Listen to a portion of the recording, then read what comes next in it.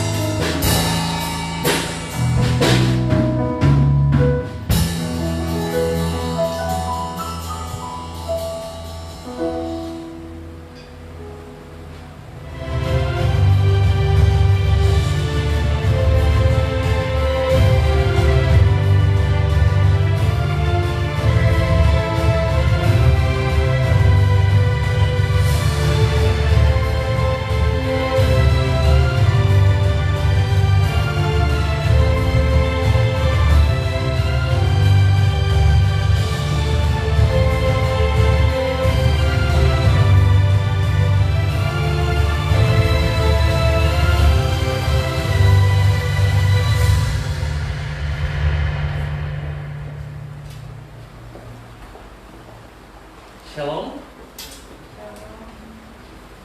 Shalom. Terima kasih. Senang sekali bisa berjumpa kembali dengan semua kekasih Kristus bersama kami keluarga Masa Depan Cerah Manokwari. Baik kekasih Kristus, pada pagi hari ini kita akan sama-sama belajar dari seorang Nabi Habakuk.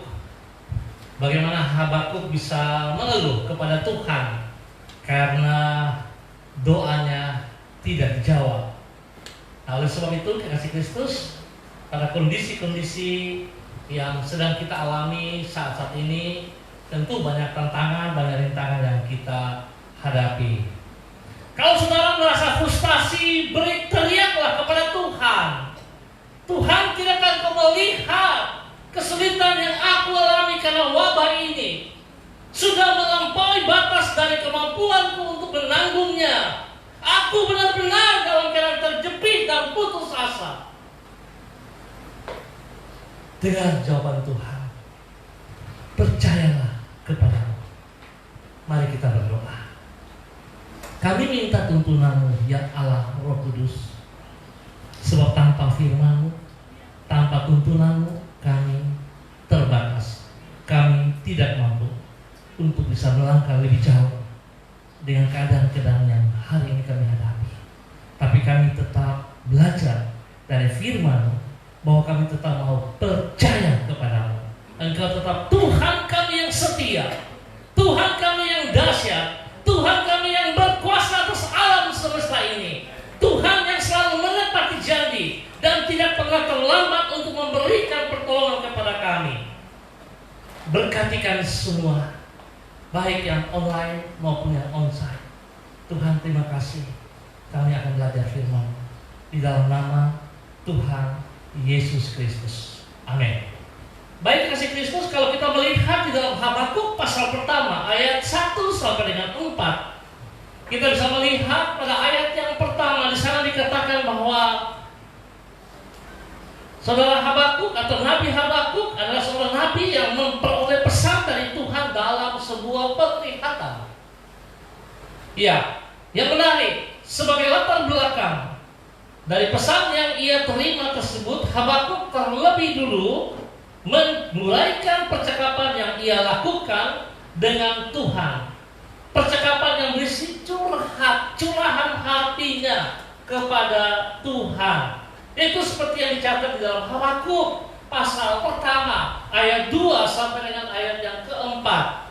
Pada ayat yang kedua dikatakan dengan lugas Habakuk mengutarakan isi hatinya kepada Tuhan. Ia berkata, mengapa aku berteriak dalam doa dan Engkau tidak mendengar?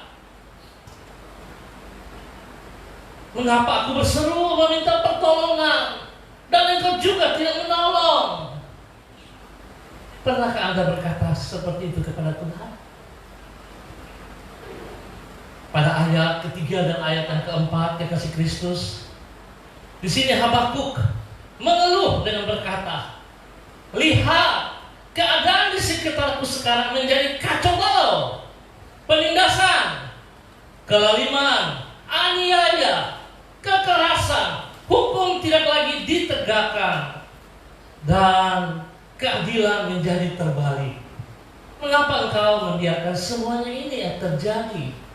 Artinya, kekasih Kristus, Habakuk mempersalahkan Tuhan karena tidak segera membereskan keadaan seperti yang menjadi harapan dan doanya. Ia menuntut pertanggungjawaban dari Tuhan. Luar biasa sekali ya kalau kita lihat seorang nabi, ya, seorang hamba menuntut tanggung jawab dari Tuhannya. Dan itu pun terjadi hanya ini bagi saudara dan saya. Sadar tidak sadar, seringkali kita juga seperti Nabi Habakuk. Kita menuntut, ya. Tapi saudara melihat, apakah Nabi Habakuk salah? Coba saudara perhatikan baik-baik. Apakah Nabi Habakuk salah? Nabi Habakuk wajar untuk berteriak seperti itu. Karena di dalam keterbatasannya, di dalam kelemahannya, dia tahu dia memiliki seorang Tuhan yang dahsyat, yang perkasa, yang bersedia untuk menolong Sekalipun cara pandang secara manusia mungkin terbatas, tapi kita lihat seterusnya. Di manakah Tuhan di tengah masalah kita? Masihkah Ia dapat diandalkan? Ya, di mana? Tuhan di mana? Masih Ia dapat diandalkan? Seluruh dunia berteriak hari ini. Masih adakah Tuhan? Saudara bisa melihat banyak orang mengambil jalan pintas, mencari orang-orang kuat, mencari jalan keluar untuk bisa mengatasi masalah ini ya Tuhan. Di dalam kelemahan mereka tidak datang kepada Tuhan, tapi mereka mengandalkan kekuatan mereka sendiri. Saudara melihat, tidaklah mengherankan di ayat selanjutnya, yaitu Habakuk pasal 1 ayat 12 sampai 17. Habakuk mempertanyakan maksud Tuhan di balik semua yang telah dan akan Ia izinkan tersebut. Hal inilah yang akan kita pelajari sepanjang bulan ini, yaitu belajar untuk memahami maksud Tuhan di dalam masa sukar yang dialami oleh umat Tuhan. Sehingga dengan demikian kita dapat hidup dengan tetap teguh di masa sukar. Stay strong in tough times. Tetap teguh di waktu sukar. Tetap teguh, termasuk ketika Tuhan tidak kunjung mengabulkan doa-doa kita. Untuk itu mari kita membaca jawaban Tuhan kepada pertanyaan Habakuk tadi, yaitu kita akan belajar sama-sama dari Habakuk pasal 2 ayat 1 sampai dengan ke-4. Habakuk pasal 2 ayat 1 sampai dengan ayat ke-4. Saya akan bacakan. Aku mau berdiri di tempat pengintaianku dan berdiri tegak di menara. Aku mau meninjau dan menantikan apa yang akan difirmankannya kepadaku dan apa yang akan dijawabnya atas pengaduanku. Lalu Tuhan menjawab aku demikian. Tuliskanlah penglihatan itu dan ukirkanlah itu pada loh-loh supaya orang sambil lalu dapat membacanya. Sebab penglihatan itu masih menanti saatnya, tetapi ia bersegera menuju kesudahannya dengan tidak menipu. Apabila berlambat-lambat, nantikanlah itu, sebab itu sungguh-sungguh akan datang dan tidak akan bertangguh. Ayat keempat. Sesungguhnya orang yang membusungkan dada, orang yang membusungkan dada tidak lurus hatinya, tetapi orang yang benar itu akan hidup oleh percayanya. Saudara, saya ulangi kalimat terakhir dari ayat 4 ini. Tetapi orang yang benar itu akan hidup oleh percayanya. Tetapi orang yang benar itu akan hidup oleh percayanya. Ini merupakan jawaban yang sangat penting bagi semua orang yang sedang merasa galau. Kekasih Kristus, sama seperti Nabi Habakuk, kesukaran yang ia hadapi semakin bertambah berat. Ini adalah firman Tuhan yang harus dipahami oleh semua orang yang merasa frustasi. Sama seperti Habakuk, doanya tidak kunjung dijawab oleh Tuhan. Mari kita baca bersama. Sekali lagi, boleh kita baca bersama pada bagian terakhir dari ayat keempat. 2, 3. Tetapi orang yang benar itu akan hidup oleh percayanya. Terima kasih. Saudara bisa bandingkan perkataan ini. Tetapi orang yang benar itu akan hidup oleh percayanya. Di dalam perjanjian baru ada 3 kali tampil, yaitu yang pertama pada Roma pasal 1 ayat 17, Galatia 3 ayat 11, dan Ibrani pasal 10 ayat 38. Di sana Tuhan menekankan tentang iman, tentang percayanya. Percaya kepada siapa? Bukan kepada lingkungan, tapi percaya kepada Tuhan. Bukan percaya kepada dirimu, bukan percaya kepada orang kuat, tetapi percaya kepada Tuhan. Saudara, betapa pentingnya ayat firman Tuhan ini sehingga ditampilkan 3 kali pada perjanjian baru. Artinya, jawaban Tuhan untuk Habakuk, percayalah kepadaku. Percayalah kepadaku. Apakah dasar bagi kita untuk mempercayai Tuhan? Halo? Apakah saudara masih percaya kepada Tuhan? Sebab hari ini saudara bisa melihat orang nomor 1 di Amerika hari ini lagi kena COVID positif. Dia bersama istrinya COVID positif. Bagaimana dengan keadaan kita hari ini yang terbatas? Masih percayakah Anda kepada Tuhan? Berdasarkan Habakuk pasal 2 ayat 2 sampai dengan 3, ada 3 hal yang harus kita percaya. Nah, kita belajar untuk minggu ini dari Habakuk pasal 2 ayat 2 sampai dengan 3. 3 hal yang harus kita percaya. Yang pertama, kekasih Kristus, percayalah bahwa Tuhan adalah sang penguasa sejarah. Percayalah bahwa Tuhan adalah sang penguasa sejarah. Artinya, kekasih Kristus, Dia adalah pribadi yang berdaulat, maha tahu, dan rancangannya bersifat sempurna. Ya, Tuhan adalah Tuhan. Kita harus percaya bahwa Tuhan adalah sang penguasa sejarah. Sebelum saudara dijadikan, Tuhan tahu kehidupan kita semua. Sejak saudara masih dalam kandungan, masih dalam rahim ibumu, bahkan belum ada, Tuhan tahu siapa Anda, siapa kita. Tuhan tahu. Nah, oleh sebab itu betapa sayangnya kalau saudara kita mengeluh dan kita mempersalahkan Tuhan. Saya pikir kita tidak bijak. Ya, kita tidak bijak. Kita tidak bijak. Tapi percayalah, Tuhan sangat mengasihi saudara lebih daripada dirinya sendiri. Ya, ingat, Tuhan mengasihi saudara lebih daripada dirinya sendiri, daripada kita. Saudara bisa buktikan? Saudara bisa lihat, Tuhan sudah buktikan dengan mati di atas kayu salib. Kenapa? Karena Tuhan mengasihi saudara dan saya. Ya, Tuhan harus mati untuk saudara dan saya.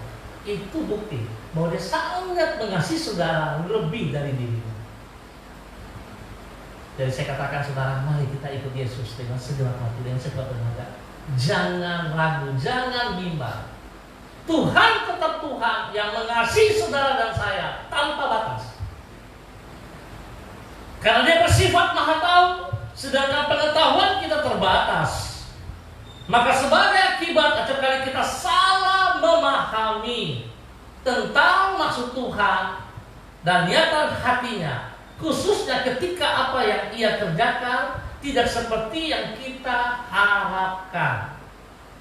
Ya, saudara ingat bagaimana waktu saudara mulai mengenal Kristus, waktu saudara mulai bertobat, saudara mulai meninggalkan baju lama saudara, saudara mulai meninggalkan manusia lama saudara. Berarti pada saat itu saudara mengambil keputusan, tahta hatimu saudara serahkan kepada siapa? Kepada siapa?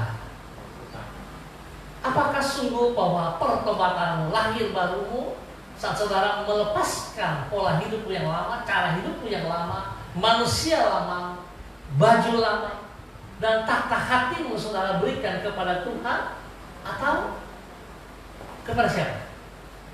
Saudara bisa menjawabnya sendiri. Kalau sampai hari ini saudara berkatakan saya lahir baru, tetapi tahta hatimu masih saudara yang duduk, saya katakan saudara bertobat kembali. Jangan pernah izinkan tahta hatimu dikuasai oleh siapapun termasuk diri kita, tapi izinkan Tuhan yang bertakhta atas hati kita, sehingga Dia akan menguasai hidup kita. Dia akan bertanggung jawab penuh atas hidup kita, kekasih Kristus. Tuhan berkata kepada Habakuk, penglihatannya akan tergenapi. Artinya, saat nanti orang akan dapat melihat bukti dari kebenaran tentang apa yang Tuhan firmankan. Tuhan tidak pernah mengingkari apa yang Ia janjikan, pasti tergenapi. Amin, saudara. Kemarin waktu kami tim pengembalaan berdoa pagi, saya dengan Pak Jeffrey dan hambanya Pak Agung, kami cerita dan Pak Agung katakan, hari ini banyak orang yang mempergunakan firman Tuhan untuk memperoleh sesuatu yang diinginkan. Apakah salah? Boleh saja, enggak salah. Tapi saudara selalu ingat, kita nggak bisa pakai firman Tuhan untuk membohongi Tuhan. Hanya untuk kepentingan kita. Saudara, saya mau katakan, saudara, kita tidak bisa seperti itu. Kelihatannya benar, ya, kelihatannya serius. Tapi saya katakan, saudara, kita tidak bisa membohongi Tuhan dengan memakai firman Tuhan untuk kepentingan diri kita sendiri. Tidak bisa, saudara. Tidak bisa. Saudara, kalau mengikuti perkembangan daripada hambanya Benny Hinn, bagaimana pengakuannya, mengakui perbuatan-perbuatannya yang sudah sekian waktu menipu banyak orang dengan memberitakan tentang teologi kemakmuran. Saya katakan boleh saja. Tetapi sesuatu yang kita buat dikasih Kristus hanya untuk kepentingan kita, cepat atau lambat Tuhan pasti bongkar. Ya, cepat atau lambat Tuhan pasti nyatakan kebenarannya. Sebab kebenaran kita tidak bisa ganti dengan kebohongan, dan kebohongan kita tidak bisa ganti dengan kebenaran. Firman Tuhan mengajarkan ya katakan ya, tidak katakan tidak. Tapi saya percaya setiap kita yang sudah lahir baru, maka kita akan berkata, kita akan bertindak, kita akan melihat semuanya dengan cara pandang Kristus. Bulan kemarin kita sudah belajar bagaimana kita harus menjaga apa? Ya, menjaga hati, menjaga mata, menjaga perkataan kita, bahkan menjaga tindakan kita. Hari ini kita diajarkan lagi. Saat masalah yang semakin berat, kita harus tetap berdiri teguh. Sebab Tuhan di pihak kita. Amin. Amin, yes. Tuhan memberkati kita semuanya. Dikasih Kristus, betapa pentingnya saudara melihat bahwa kehidupan kita ini tanpa Tuhan kita nggak bisa berbuat apa-apa. Ya, tanpa Tuhan kita tidak bisa berbuat apa-apa. Di dalam situasi seperti ini, acap kali orang berpikir, nampaknya Tuhan tidak mampu mengerjakan apa yang aku inginkan. Kalaupun mampu, ya, ia tidak mau untuk melakukannya. Padahal jelas bahwa keinginanku adalah yang terbaik. Oleh karena itu, lebih baik aku menangani masalah ini dengan kemampuanku sendiri. Saudara, masih ingat cerita tentang tukang cukur yang pernah disampaikan oleh hambanya Pak Agung ya, kalau saya tidak salah. Bagaimana seseorang mengatakan kepada tukang cukur bahwa tidak ada Tuhan, ya kan? Tidak ada Tuhan.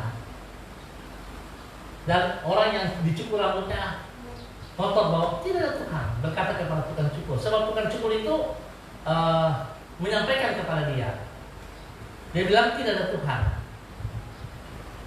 Lalu kemudian dia keluar dari tempat cukur itu, dia ketemu dengan seseorang yang rambutnya panjang. Ya. Lalu dia bertanya, kenapa kamu nggak rapikan rambutmu, nggak cukur rambut? Ya. Lalu dia menjawab, yang jelas dia tidak punya uang dan dia tidak mau datang kepada tukang cukur. Lalu orang tersebut berkata kepada dia, baik, saya akan membayar biaya cukurnya, tapi saya akan mengantar engkau kepada tukang cukur. Dan begitu masuk, orang yang mengantar tukang cukur ini, dia berkata, sebenarnya saudara, tidak ada tukang cukur juga. Lalu tukang cukur berkata, bukan tidak ada tukang cukur, tapi orang ini tidak mau datang kepada saya, sehingga saya tidak bisa memotong rambutnya. Lalu orang itu belum menjawab, demikian juga, bukan tidak ada Tuhan, tapi Anda tidak mau datang kepada Tuhan. Tuhan ada, tapi menjadi seperti itu kekasih Kristus. Di dalam kehidupan kita, kita merasa bahwa kita lebih pintar, ya, lebih benar. Saudara bisa melihat Habakuk dengan berpikir seperti itu, sesungguhnya kita telah menganggap bahwa diri kita adalah Tuhan.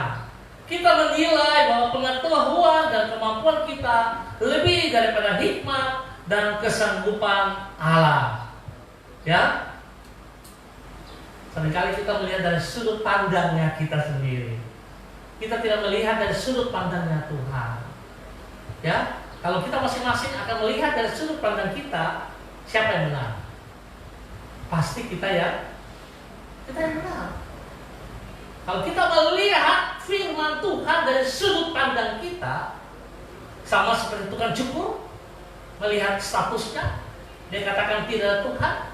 Demikian juga orang yang dipotong rambut dan ketemu dengan orang yang tidak pernah potong rambut, bawa kepada dia dari sudut pandangnya, saudara bisa melihat, dia bisa katakan bahwa tidak itu cukur. Tapi seringkali karena kita cara pandang yang salah. Dan yang paling celaka 13, saudaraku, kita ini yang tadi saya katakan sudah lahir baru, tapi kita tidak pernah melangkah datang kepada Tuhan. Ya, kita tidak mau datang kepada Tuhan. Kita suka membusung dada kita. Membusung dada itu bagaimana ya? Angkat dada tinggi-tinggi ya begitu ya. Itu apa itu orang kalau siapa begitu? Ya? Apa itu? Angko ya. Habakuk 2. Habakuk pasal 2. Habakuk pasal 2 ayat 4 berkata, sesungguhnya orang yang membusungkan dada tidak lurus hatinya, tetapi orang yang benar itu akan hidup oleh percayanya. Orang yang membusungkan dada hatinya, orang yang menyombongkan dirinya, yaitu dengan menganggap bahwa ia lebih pandai dan lebih mampu daripada Tuhan. Orang itu tidak lurus hatinya, tidak berpikir secara objektif, menilai dirinya berdasarkan pandangannya sendiri. Nah, oleh sebab itu kekasih Kristus, saya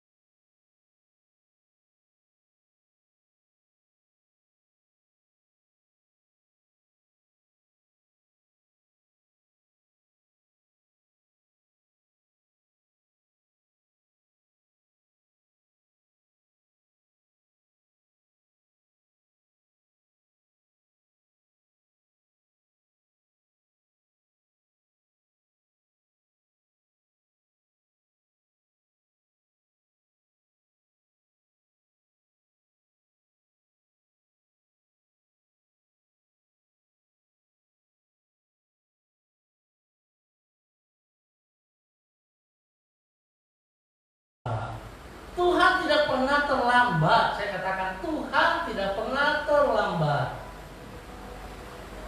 Saudara punya masalah, saudara terus sering baper, ya, saudara sering bawa apa? Perasaan, ya kan? Kalau saudara bawa baper, nanti pulangnya bawa apa? Koper, ya kan? Kalau bawa perasaan nanti jadi korban perasaan, ya kan? Saudara melihat si A, mukanya sedikit asam-asam, saudara berpikir, wah pasti dia sudah tidak sedang sama saya. Padahal tidak ada hubungannya. Mungkin kebetulan pada saat itu perutnya lagi tidak beres, sehingga mukanya kecut. Ya, tapi kita selalu bawa perasaan. Akhirnya kita jadi korban perasaan juga kan sebenarnya. Dan saudara jangan mau bodoh gitu. Tentu saudara masih ingat banyak hal yang telah kita pelajari. Setiap orang punya mulut, mereka punya hak untuk berbicara, betul kan? Saudara tidak bisa melarang orang berbicara, tapi saudara punya hak untuk menahan. Saudara punya hak untuk memfilter mendengarnya. Bukan berhenti, stop bicara, tidak, bukan. Tapi saudara bisa filter saat saudara mendengar. Yang benar saudara bisa ambil, yang salah lewatkan. Maka saudara aman kan? Kenapa mesti pusing? Ya, kenapa mesti pusing? Tidak usah pusing. Ayo saudara, kita belajar yang benar. Ya, kita belajar yang benar. Yang ketiga, saudara, kita melihat percaya bahwa Tuhan senantiasa bekerja tepat pada waktunya. Artinya, Ia tidak pernah terlambat di dalam menggenapi janjinya. Demikian juga Ia tidak pernah tergesa-gesa dalam mewujudkan firman-Nya. Jadi saudara perhatikan baik-baik ya.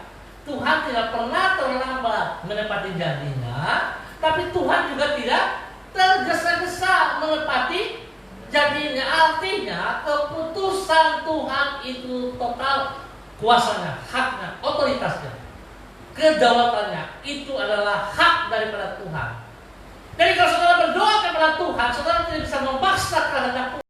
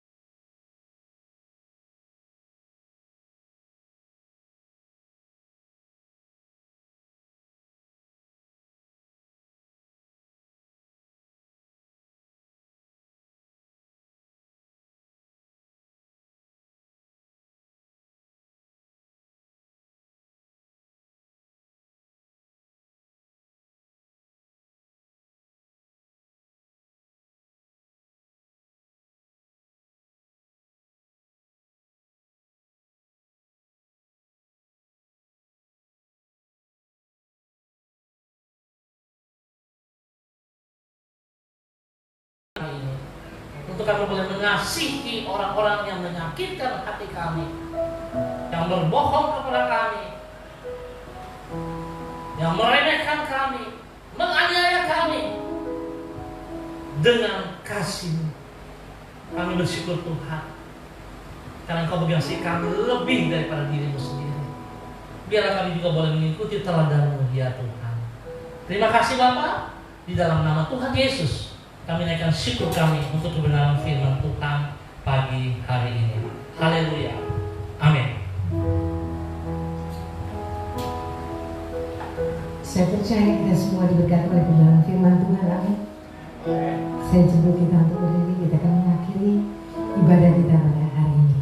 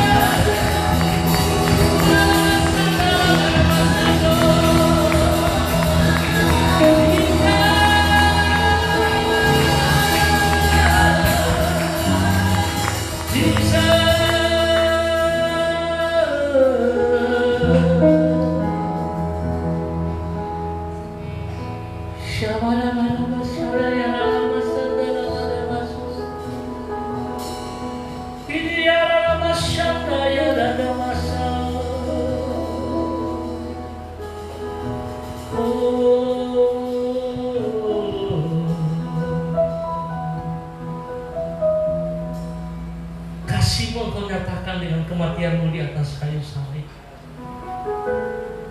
Engkau rela mati karena Engkau mengasihi kami lebih daripada diri-Mu. Dan itulah harga kami ya Tuhan. Harga kami sangat bernilai. Jika pagi hari ini kami boleh belajar, biar kami sungguh-sungguh percaya kepada Engkau ya Tuhan, bahwa janji-Mu tidak pernah terlambat, janji-Mu tidak pernah Engkau ingkari, dan janji-Mu pasti Engkau lakukan untuk kami. Oleh sebab itu kami bersyukur ya Tuhan. Terima kasih. Terima kasih Tuhan. Oh siapa nama sandara pada masuk. Ini adalah sandara masih. Engkau mengajar kami mengasihi orang dengan kasih-Mu Tuhan.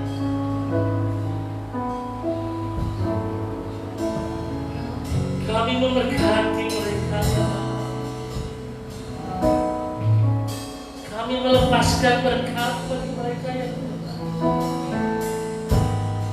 Kasih-Mu menjamah, Kasih-Mu berperkara, Kasih-Mu berkarya.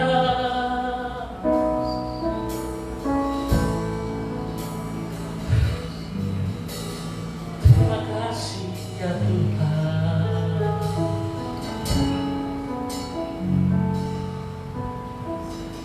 Terima kasih untuk hadirat-Mu di tengah ibadah raya kami, dari pertama, pertengahan sampai saat ini. Terima kasih untuk kemurahan-Mu bagi kami. Terima kasih buat otoritas kuasa-Mu yang Kau nyatakan kepada kami. Kami bersyukur ya Tuhan untuk Bapak Ibu saudara-saudari yang baru pertama kali beribadah bersama dengan kami secara online maupun secara onsite. Tuhan memberkati mereka. Tuhan campur tangan dalam setiap pergumulan hidup mereka. Terima kasih ya Tuhan bagi setiap tangan yang sudah memberikan persembahan. Tuhan memberkati dan Tuhan kembalikan itu berlipat kali ganda. Lebih daripada itu, Tuhan Kau ajar kepada mereka bahwa sesungguhnya segala sesuatu adalah milik Engkau. Oleh sebab itu biarlah kami boleh datang, kami memberi dengan sukacita tanpa satu keterpaksaan, tapi dengan sebuah kesadaran, dengan sebuah ungkapan rasa syukur kami kepada-Mu ya Tuhan. Sebab Engkau terlalu baik memperhatikan kami dan selalu menolong kami di dalam semua suasana hidup kami. Di musim-musim hidup kami, Tuhan selalu memberkati. Terima kasih Bapa. Di dalam nama Tuhan Yesus Kristus, bersyukur dan terima kasih untuk hamba-hamba yang telah melayani. Ibu Rida bersama dengan tim musik, sinyal, kameramen, soundman, para multimedia dan para asyal. Tuhan terima kasih untuk semuanya. Tuhan terus yang memakai mereka lebih heran lagi bagi hormat kemuliaan. Terima kasih Bapa. Di dalam nama Tuhan Yesus kami naikkan syukur kami. Terima kasih Tuhan, angkat kedua tangan-Mu dan terimalah berkat Tuhan. Tuhan memberkati engkau dan melindungi engkau. Tuhan menyinari engkau dengan wajah-Nya dan memberi engkau kasih karunia. Tuhan menghadapkan wajah-Nya kepadamu dan memberikan engkau damai sejahtera. Terima kasih Tuhan. Terima kasih untuk semua rencana yang Kau nyatakan kepada kami. Di dalam nama Tuhan Yesus, para kekasih Tuhan, pulanglah, jadilah berkat, lakukan firman Tuhan dalam kehidupanmu secara pribadi, rumah tangga, di dalam tempat pekerjaan, dan teristimewa di dalam pelayanan. Tuhan memberkati kita semua. Shalom. Baik kekasih Kristus, kita akan berjumpa kembali pada minggu depan dalam waktu yang sama. Terima kasih atas kebersamaannya.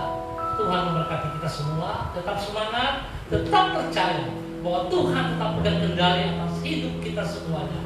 Tuhan tidak pernah mengingkari janji. Tuhan akan menolong kita semuanya. Tetap semangat. Shalom.